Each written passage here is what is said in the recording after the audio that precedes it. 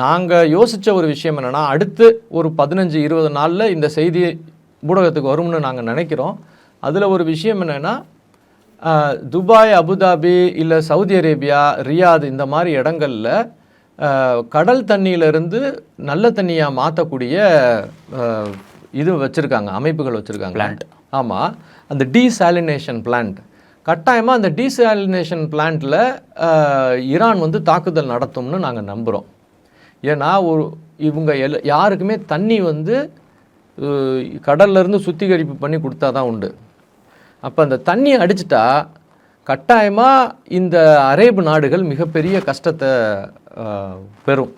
இந்த அரேபு நாடுகள் எல்லாம் அதாவது அரேபு நாடுன்னு சொல்கிறது போல் அரேபு ராஜ குடும்பங்கள், இந்த அரேபு ராஜ குடும்பங்கள் எல்லாமே அமெரிக்காவுடைய கைக்கூலியாக இருக்கிறனால ஈரான் வேறு வழியே இல்லாமல் இந்த டீசாலினேஷன் பிளான்ட்டை வந்து அடிப்பானுங்கன்னு நிறையா பெரிய ஆளுங்க சொல்கிறாங்க. அதை நான் உங்ககிட்ட சொல்கிறேன்.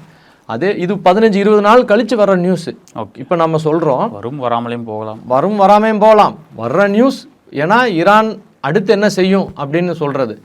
இந்த அரேபு நாடுகள் எல்லாம் பெட்ரோலை வந்து டாலருக்கு தான் விற்கும். அந்த வர்ற டாலரையும் திரும்பவும் அமெரிக்க ஷேர் மார்க்கெட்டில் தான் முதலீடு பண்ணும்.